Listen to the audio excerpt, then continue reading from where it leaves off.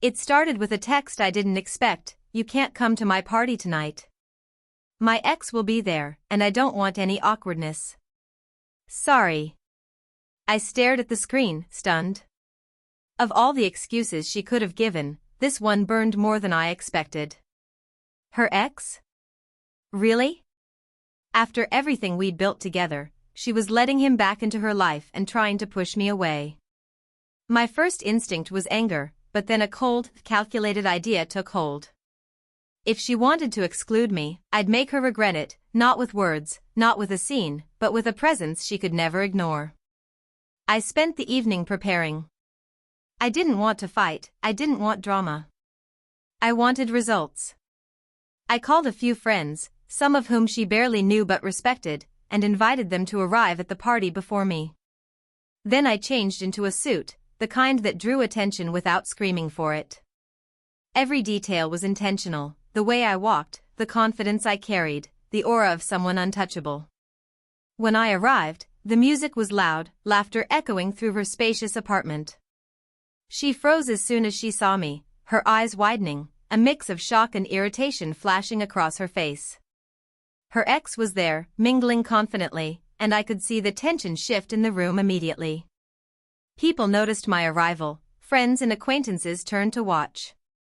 I smiled faintly, nodding to a few familiar faces, letting the room feel my presence without saying a word. She rushed over, attempting to block me. You can't be here," she hissed. I looked at her calmly.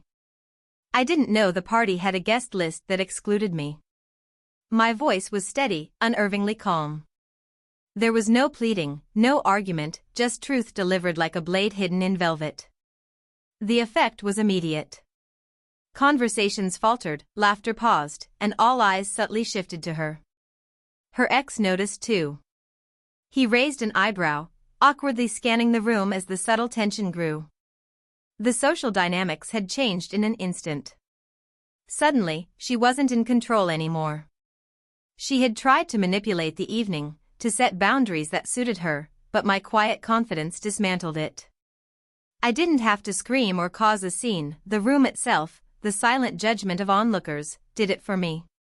Throughout the evening, I moved gracefully, engaging with friends, making witty remarks, and letting her flustered expressions do the talking. She tried to confront me, whispering accusations, but I responded with calm laughter, deflection, and subtle compliments to other guests that reminded everyone of my charm and influence.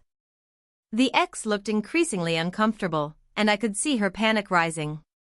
She had thought she could control the narrative, but it had slipped entirely from her hands. By the end of the night, she was exhausted, frazzled, and pale with frustration. My revenge hadn't been loud or vindictive, but it was far more brutal than any yelling match could have been. I had taken her carefully constructed plan and turned it into a stage where she lost control, leaving her flustered, embarrassed, and powerless, all while I maintained composure and grace. As I left the party, she called after me, voice trembling, "This isn't over." I smiled faintly without turning back. It already is, at least for tonight. That night, I realized revenge doesn't always need anger.